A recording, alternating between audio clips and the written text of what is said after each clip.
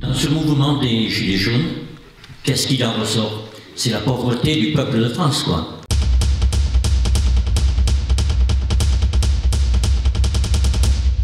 Hein? Non, le peuple, il n'est pas pauvre. Ah, il n'est pas pauvre. Il y a des pauvres. La façon dont Oui, mais écoutez, moi j'estime qu'un peuple est pauvre quand les mamies sont obligées d'aller chercher dans les poubelles pour se nourrir, hein, et qu'il y a des gens qui dorment dehors. Hein, là, d'une part. D'autre part, s'il vous plaît, l'Europe, très bien, mais il y a des gouvernants en Europe qui ont dit non à l'Europe. Exemple, le Portugal, par exemple, où ils ont dit non, on n'est pas d'accord sur votre histoire de dette, et nous, on va gérer différemment. Et ça réussit. Donc, l'Europe, oui, bien sûr, il faudra le changer, parce que c'est l'Europe de l'argent et de la finance. Nous sommes d'accord. Il faut une Europe sociale. Et il ne faut pas une Europe de la guerre non plus, parce que là aussi, on a quelques problèmes avec ça. Donc, effectivement, je crois que c'est très important que ce mouvement se perpétue en France pour faire bouger. Et sachez que la France a toujours été à l'avant-garde des révolutions, d'ailleurs, et le peuple, les autres peuples nous regardent et ils attendent ce que ça va donner. C'est important ça. Donc, il ne faut pas faiblir, il faut y aller, et je crois que c'est très important. Merci.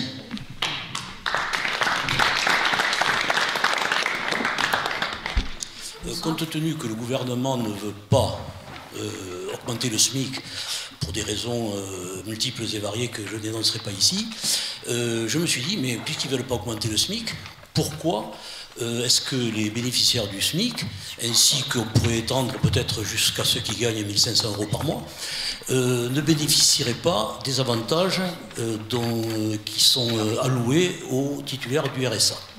Voilà, alors je me suis renseigné, je suis allé voir un petit peu.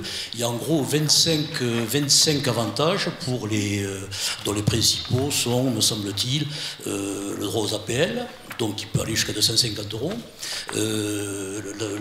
l'ouverture à la CMU.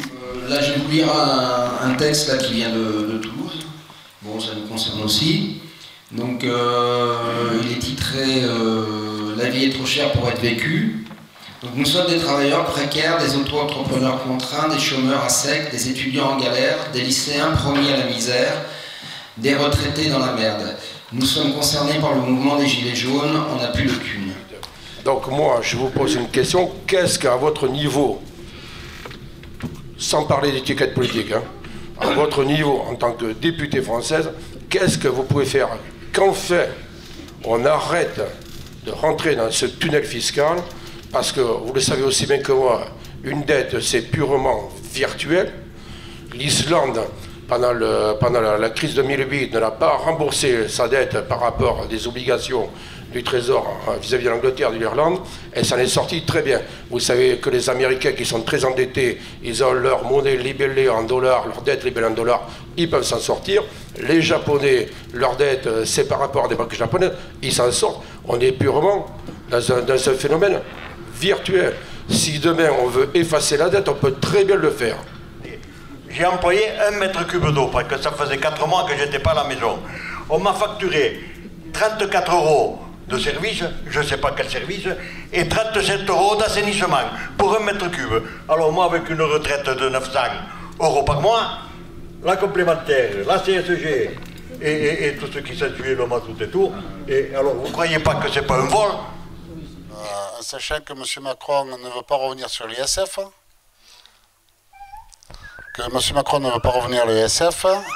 qu'on a fait un cadeau de 40 milliards pour le CICE, et notre Premier ministre nous a dit qu'il fallait attendre l'automne 2019 pour évaluer le résultat de ce truc. Alors pourquoi attendre aussi longtemps, alors que ça fait quand même 1 an et demi qu'ils ont touché leur argent, et qu'on n'a pas de résultat encore des embauches, d'investissement, de tout. Mais c'est une réalité, c'est-à-dire que hier, il y avait des personnes qui en ont parlé hier soir, que justement, il n'y a pas de... On ne regarde pas ce que devient l'argent du CICE, on ne regarde pas comment c'est évalué ensuite sur les politiques. Et ça, c'est un réel problème. C'est pour ça que par rapport aux élus, on devrait avoir ce qu'on appelle un mandat révocatoire, c'est-à-dire qu'on regarde, on évalue comment se fait le travail, entre guillemets, d'élu, et si on s'aperçoit que ce qui devrait être fait ne l'est pas, et ben l'élu, voilà, c'est le mandat révocatoire. Moi, je pense que l'urgence, elle est sociale. Et ce qui se passe à Paris, c'est ce qu'on ressent tous avec les minima sociaux, avec un SMIC qui n'augmente pas depuis des années. Et le principal problème, ce serait de faire aboutir un SMIC à 20% de plus, 200 € par mois, tous les minima sociaux, les retraites en dessous de 1500 €, et démission de Macron, dissolution de l'Assemblée nationale. Ça ne changera pas grand-chose, surtout que l'extrême droite est une embuscade de toute façon. Alors, battons-nous sur des principes de base tels que le SMIC et tous les minima sociaux. Essayons de les faire aboutir. Et la violence, elle est sociale, elle n'est pas à Paris, la violence. C'est depuis des années que le peuple... On arrive le 15 du mois, on ne peut plus bouffer. C'est ça la vraie violence. Voilà.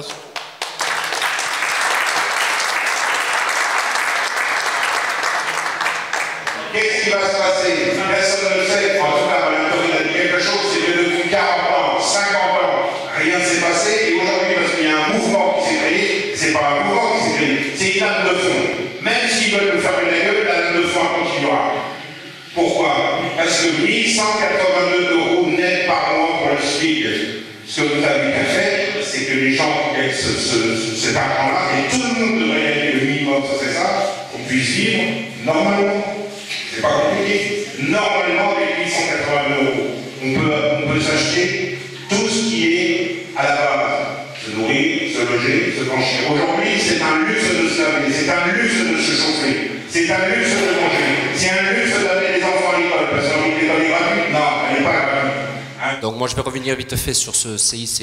Je travaille dans une boîte sur Toulouse de l'aéronautique, la TQR, plus ancienne boîte de l'aéronautique en France, avant Airbus, avant tout ça. Il y a 2 ans de ça, on a été repris par un fonds de pension américain. On continue à leur donner 10 millions d'euros pour ce CICE. Résultat, 250 licenciés en France. Pendant ce temps-là, ils étaient en train d'ouvrir une boîte en Bulgarie. Tout le monde était conscient de ça. Donc moi, le CICE, il ne me dérange pas, hein, mais pas pour eux. Le CICE, c'est pour les petits artisans. Le CICE, mais bien sûr, pour les petits agriculteurs, pour tout ce qui vraiment va faire du bien dans l'embauche, et puis dans ces grosses boîtes-là. Donc moi, je ne suis pas pour la violence, mais toutes ces grosses boîtes-là, on n'en a pas besoin. On peut s'autogérer nous-mêmes. Le problème aujourd'hui, c'est quoi? On va travailler avec la boule au ventre. On n'est même pas efficace en faisant ces choses-là. Si nous-mêmes, on se gérait ces choses-là, on serait complètement différents. On n'a pas besoin de ces gens-là. Et moi, ce qui me touche, je reviens à ce que disait la dame là-bas, parce qu'on n'a pas parlé de ces choses-là. Qu'est-ce qu'on fait pour les gens qui sont sans domicile fixe? J'ai rencontré des gens, ils travaillent et ils dorment dans leur voiture aujourd'hui. On est en France. J'ai vu des enfants comme ça. Le smicard, aujourd'hui, il ne peut pas s'en sortir. Le 20 du mois, il est cuit, il pète son aspirateur, il faut 3 mois pour acheter un aspirateur. Celui qui touche au-dessus du SMIC, comme disait le monsieur, à 1400, 1500 €, mais lui, il n'a plus droit à aucune aide. Plus une seule. Et il est taxé au maximum. Donc il se retrouve en dessous du smicard. Donc il en veut au smicard, malheureusement. Et grâce à monsieur Macron, je vous le dis moi, on est tous réunis ensemble. C'est grâce à lui, on peut lui dire merci à monsieur Macron. Hein, parce qu'on communique, on échange tous. Et on se rend compte qu'on est tous pareils, on est des êtres. Qui qu'on soit. Et cette solidarité, il faut vraiment la garder. Je donne pas de leçon à personne, je parle en mon nom juste, hein, un peu ému, désolé. Mais il faut garder cette force, c'est historique. Je rencontre des gens de 76 ans, je rencontre des gens de 16 ans. Des grands, des petits, des noirs, des maigres, des gris, tout. C'est ça la France. La France, elle est là. Est-ce que vous êtes d'accord pour passer le SMIC à 1 million d'euros? Pourquoi? Mais moi, je suis d'accord.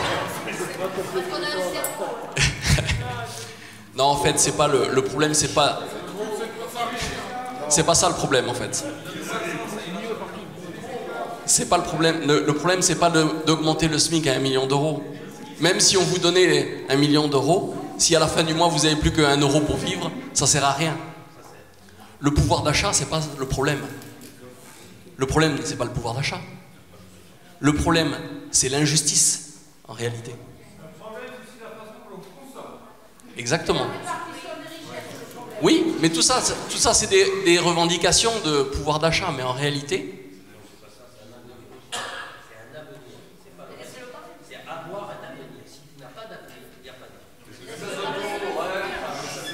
Donc, en fait, si on fait pas, si on n'utilise pas ce moyen qui est devant nous, de changer la Constitution, de changer les lois en profondeur, on n'arrivera à rien.